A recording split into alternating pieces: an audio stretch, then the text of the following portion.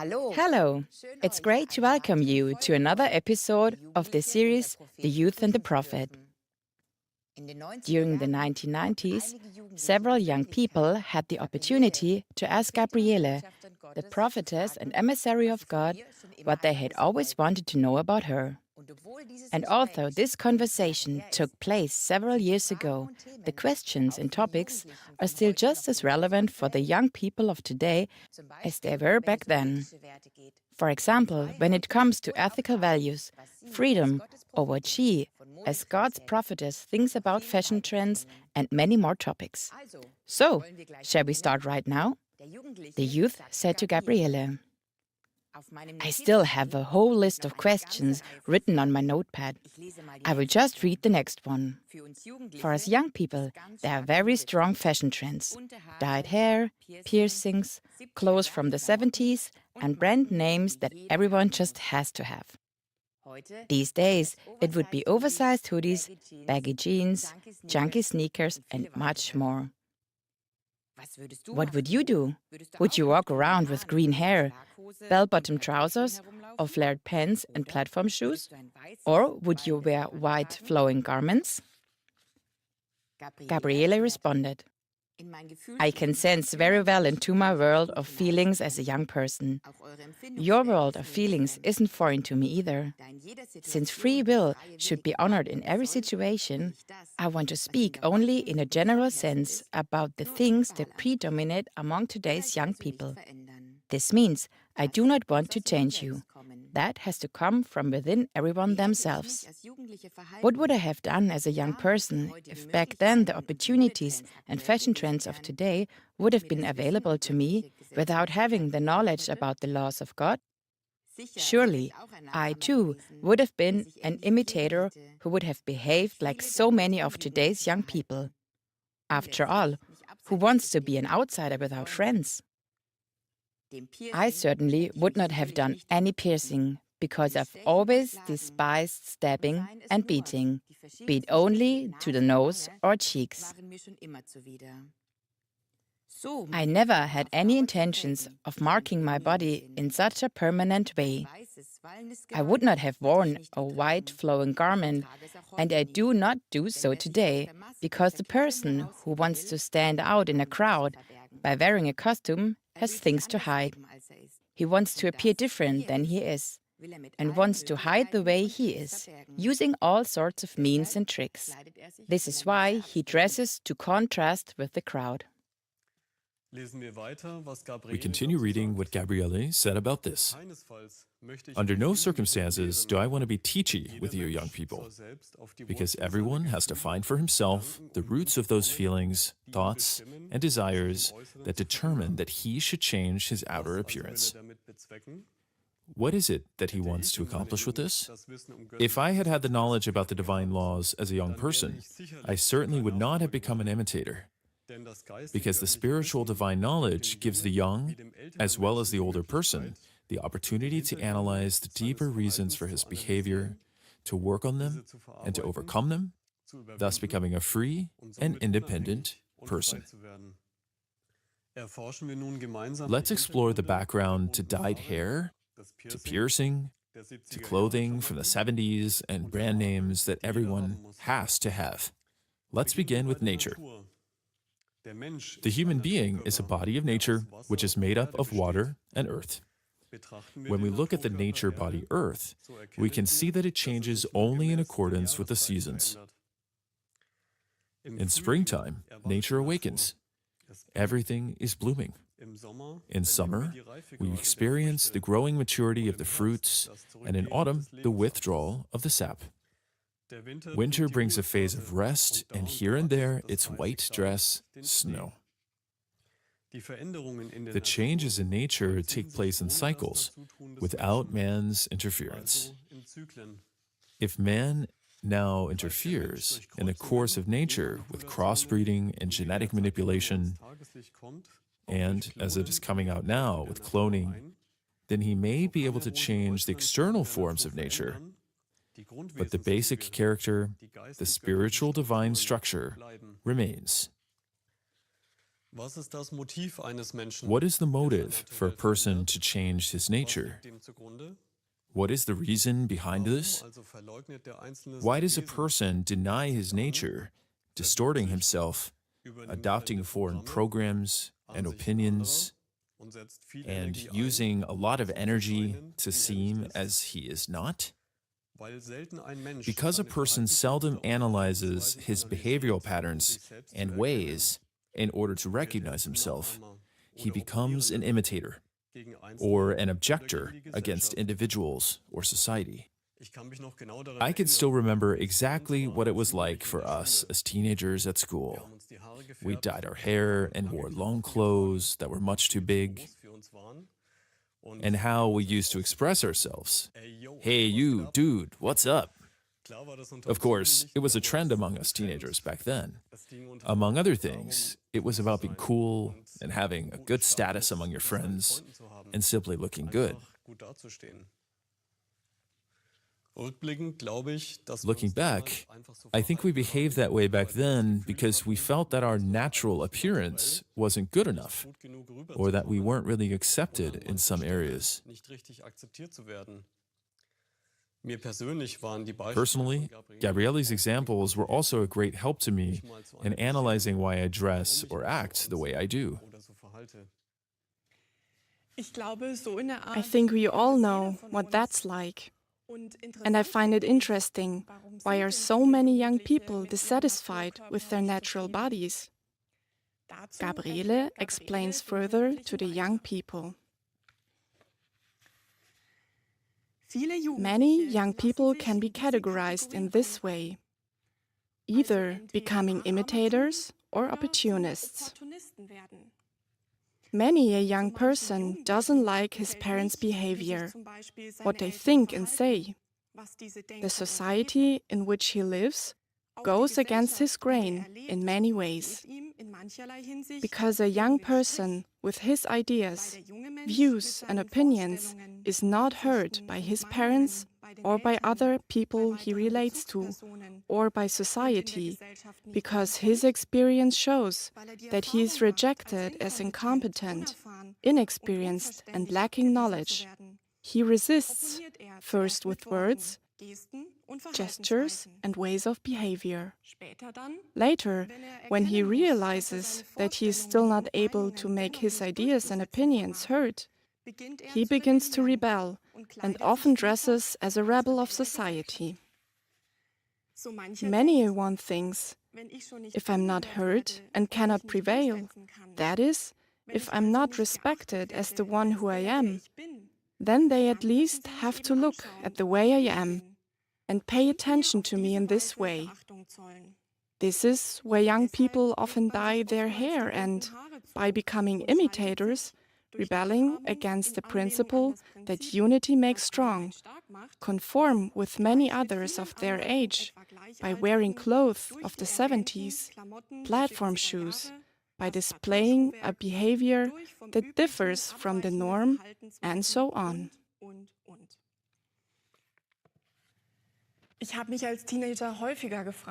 As a teenager, I often wondered why my friends felt such a strong urge to walk around with dreadlocks, piercings, a mohawk, or punk clothes. It was only later that I realized that the reason for this often lie in feeling misunderstood or not being taken seriously. Everyone wants to be taken seriously. I felt the same way. I didn't want to be forced into a typical dress style, especially when it came to dressing up for relatives, for example. This was always a source of conflict between my parents and me. But Gabriele's explanations helped me understand what was behind it, and I was able to clear up the issue with my parents. When it comes to imitation or certain popular fashion trends, the youth want to know a little more from Gabriele.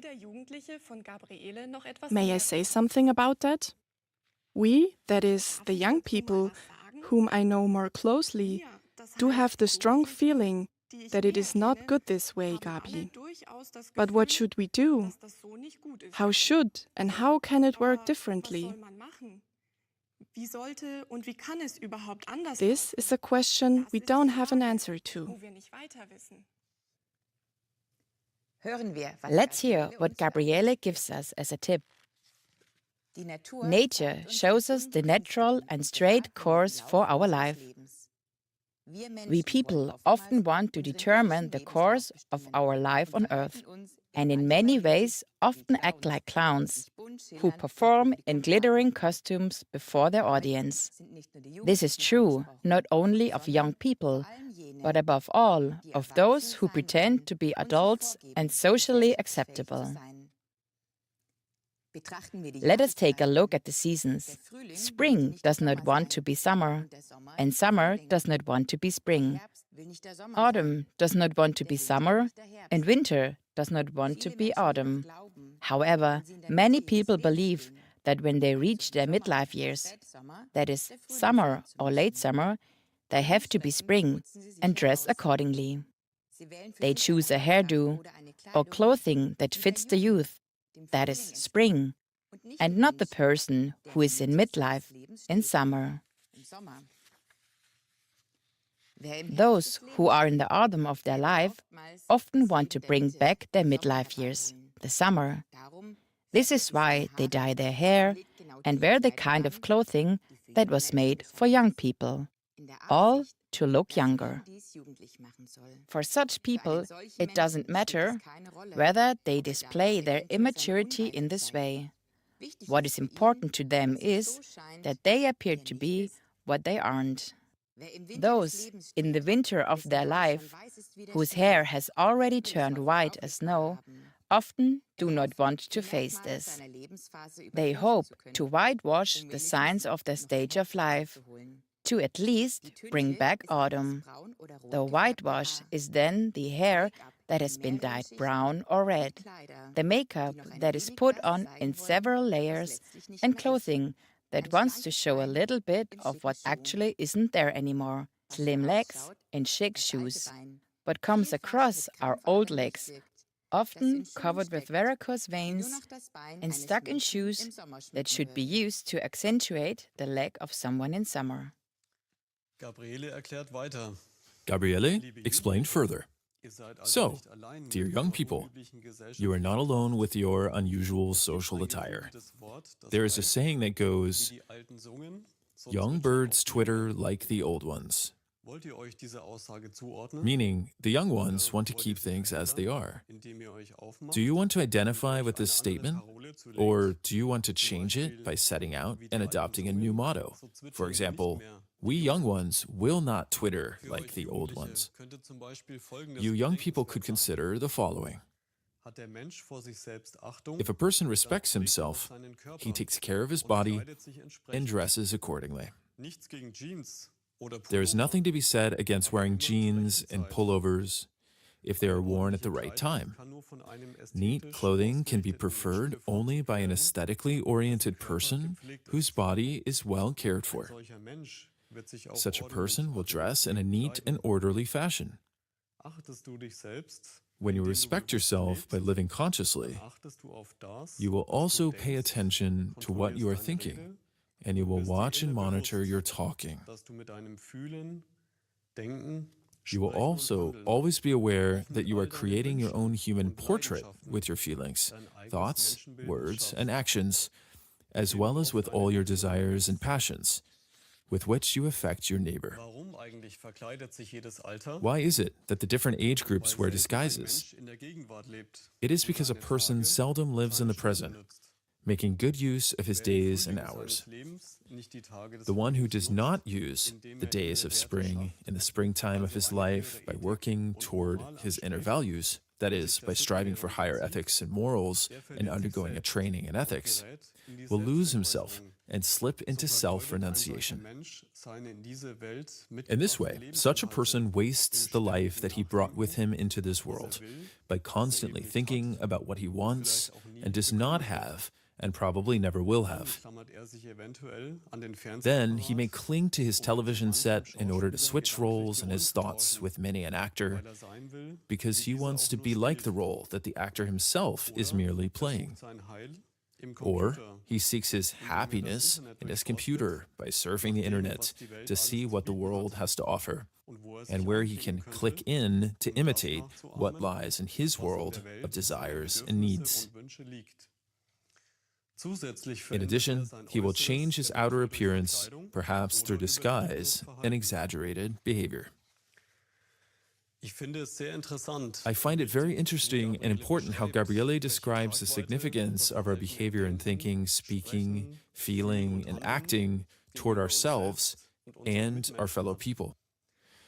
When I read about higher ethics and morals, or moral teaching, I immediately thought of the Golden Rule, which I am currently practicing. Do to others as you would have them do to you.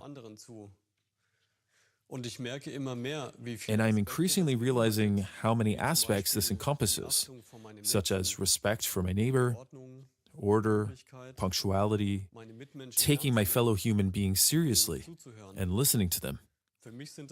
For me, these are aspects that contribute to a solid foundation for inner values that one can build on. Gabriele explained further. And so, since it is only the fewest of people who go through the phases of life on earth consciously, because it is only the fewest who tackle and fulfill what lies in the energy of the day for them, people make constant efforts to make up for something that is long gone. Since they do not want to admit to this, they are of the opinion that they can make up for a few things by wearing disguises. Dear young people, do you want to keep everything the way your elders have over generations and still do? Or do you want to take your life into your own two hands by undergoing a training in ethics, thus acquiring higher ethical and moral values? Then you will not twitter as your elders did. Instead, a worthy Christian society will emerge through you, and in the end, with the help of the Spirit of God, a society which is for life, which shows itself anew each day, and is also for the life of the nature kingdoms. This results in unity, with all the positive forces of infinity and balance among men. Then excessive wealth and miserable poverty will dwindle and disappear. If we take a look at today's society, in which parents too integrate themselves, if looked at from the point of view of divine laws and the lawful course of nature, then we find a segregated society of opinion makers and conformists, of so-called adults, who, however, will never grow up, because they too are imitators and clowns in order to remain more or less socially acceptable. When a young person then gets out of control, breaking out of this rigid structure, society shakes its head, and many a one looks down on someone, for example, with a different haircut or with dyed hair, who wears clothes from the 70s, bell-bottom pants, platform shoes, and much more. Yet hardly any of these social climbers ask what's behind this, because, as illustrated by the example of nature, they are not in the cyclical rhythm of their life, in their reality, but in their disguise. A few years ago, Gabriele's question really struck a chord with me when she said, "Dear young people, do you want to twitter like the old people sang and sing for generations?" For me, the answer was clear: no, absolutely not. Because in the culture I grew up in, there were clear views on how a woman should dress, how she should be and look, and how she shouldn't. That went completely against my need for freedom. And for a long time, I didn't want to wear dresses, for example, because I felt I had to submit to other people's ideas and dress up. I am incredibly grateful for the tips Gabriele gives us. They have helped me find a way out of defiance and towards a style of dress that suits me and fits me, whether it's a dress or pants. Dear friends, with that, we've reached the end of our program for today. The third program in the series, The Youth and the Prophet. Gabriele has given us lots of practical tips and help so that we don't become imitators, but instead ask ourselves whether we want to behave like the generations before us, for example, and how we can find our own path to God within us. In the next program, Gabriele explains the image of the 4 seasons in more detail, how youth can be compared to spring, and what help we can derive from this. We also learn how we can develop understanding and goodwill towards our parents or grandparents, for example, in order to achieve good relations with them. We look forward to seeing you again next time. Until then, we wish you all the best and greetings in God.